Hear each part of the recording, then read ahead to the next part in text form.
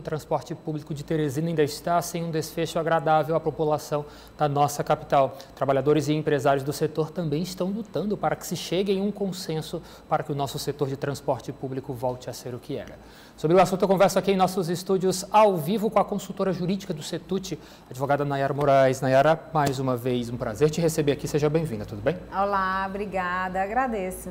Acordos. Tem se vinculado na imprensa, a própria Prefeitura Municipal de Teresina tem afirmado que dos 4 consórcios que fazem parte, que prestam esse serviço de transporte público de Teresina, 3 já teriam assinado esses acordos e estariam dispostos a voltar prontamente à prestação de serviço. O que nós temos de concreto sobre isso? Conta pra gente, por favor. Bom, oficialmente de concreto nada, né? Porque nós apenas acompanhamos esse conjunto de especulações. Disse que houve assinatura, mas nenhum dos empresários ainda não nos encaminhou. O Setut não tem um conhecimento claro dessas realidades. Uma coisa que precisa ser dita é que não há um impedimento de se buscar acordos por lotes. Claro. Mas se o objetivo de pagamento é um pagamento do valor do acordo de 2020, né, que é isso que a gente vinha discutindo, apesar das divergências, mas seria pagar um acordo, né, da gestão passada e que só é parte desse acordo o município de Teresina, o Setut e a S-Trans. Então, é um pouco estranho que os consórcios não são parte desse acordo, poderiam fazer essas negociações diretamente. Mas, em termos de contrato, sim, eu vejo que com tranquilidade, porque como os contratos administrativos são firmados individualmente por consórcio, eles poderiam sim ser repactuados. Mas eu acho efetivamente que ainda não é esse momento. Mas, de um modo geral, a questão que deixou mais difícil que todos fossem, sabe, condizentes no sentido de manter aquilo que já tinha sido pré-definido, que seria sim possível o acordo, é que essa minuta ela foi sendo alterada diversas vezes. E aí, cada vez que você altera uma minuta dessa, coloca uma cláusula, cria uma instabilidade, né? Uma sensação de desconfiança. Na mão do secretário João Henrique é uma coisa, quando passa na mão do secretário de Transportes é outra, quando passa na mão do procurador-geral é outra, quando vai conversar com o prefeito é outra. Então, assim, cria uma sensação de que às vezes há uma percepção de que não se sabe o que é que está acontecendo mesmo. Como não se sabe se também os empresários estão sendo encaminhados, né, para negociações individuais. Mas, a princípio, o Setut refuta porque desconhece, não tem acesso, não teve a resposta da última questão que foi encaminhada. Qual foi a última questão encaminhada, que eu acho que é um dos pontos fundamentais, né? Inclusive, a gente encaminhou isso pedindo resposta oficial, porque seria um ponto que precisaria ser discutido. Acho que com receio da paralisação, né, dos trabalhadores, a pedido do próprio prefeito foi incluída uma cláusula que dizia que o valor do pagamento desses recursos seria suspenso se o sistema paralisasse. Mas, olha, o empresário, ele não tem como se responsabilizar por uma coisa que não depende dele. Nunca teve lockout de empresário, nunca teve paralisação de empresário. O empresário é que dá causa à paralisação. Isso não acontece.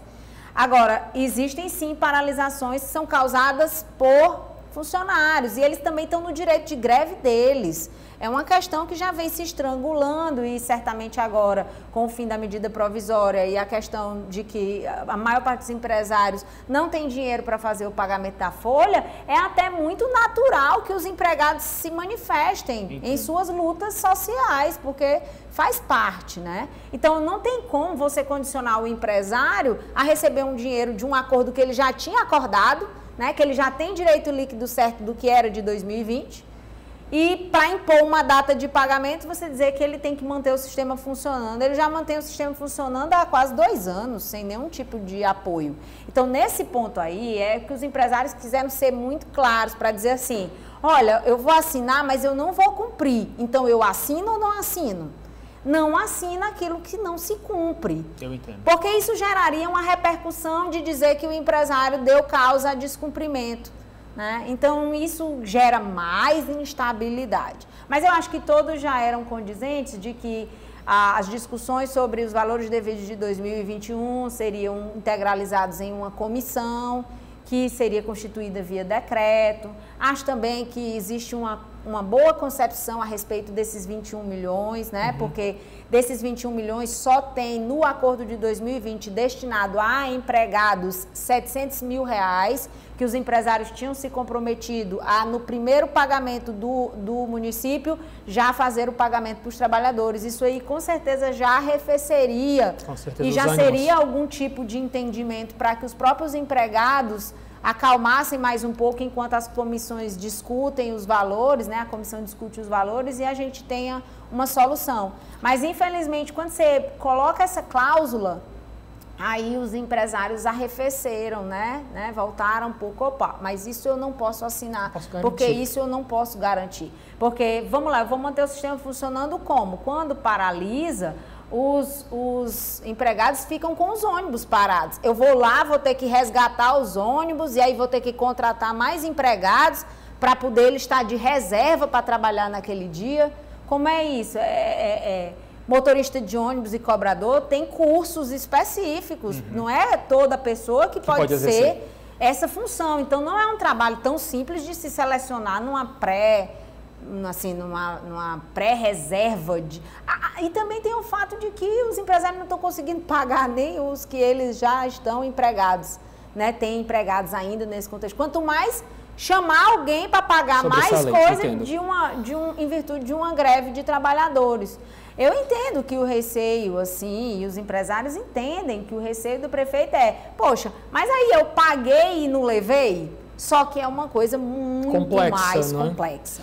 Nayara, olhando atualmente para a realidade financeira dos empresários, sem esse repasse, sem essa contrapartida da Prefeitura Municipal de Teresina, o sistema tem condição de ser retomado? Não, não tem condição. Sem o repasse, não tem condição. É preciso, e aí a mesma história que a gente diz desde o começo, é preciso pagar o que se deve da gestão passada, pelo princípio da continuidade da gestão pública, e eu acho que esse momento atual de negociação mostra que eles já entenderam isso, porque não é uma questão de que se quer impor um pagamento, é porque realmente é um crédito devido, homologado judicialmente, é tanto que eles estão pensando ainda em discutir os débitos de 2021 em comissão, mas já se dispuseram a pagar os 21 milhões. Em 10 milhões e meio de entrada, seria uma parcela inicial de 4 milhões e meio, dali se tiraria os 700 mil inicial, que é o dinheiro que os trabalhadores têm direito no acordo, e mais 2 parcelas de 3 milhões, e a partir daí uma parcela de 1 milhão e 200, parcelas de 1 milhão e 200 mil até quitar os 21 milhões. Eu entendo. Nayara, eu sei que a minha próxima pergunta pode parecer até um pouco injusta para você, porque de certa forma não depende apenas dos trabalhadores, dos empresários, mas há uma previsão de quando este acordo pode ser realmente sacramentado com a Prefeitura Municipal de Teresina? Vocês conseguem ter um olhar para uma data possível de quando realmente nós poderemos já voltar a sonhar com o nosso sistema de transporte da capital? Olha, eu sou uma pessoa muito positiva, sempre fui, né? E aí eu falo pessoalmente. Eu acho que está muito perto, porque a gente já encaminhou muita coisa, já foi, voltou. O que a gente só espera é que não tenha mais instabilidades, né? Que a gente não durma e acorde amanhã e já tenha outra coisa. Porque isso dificulta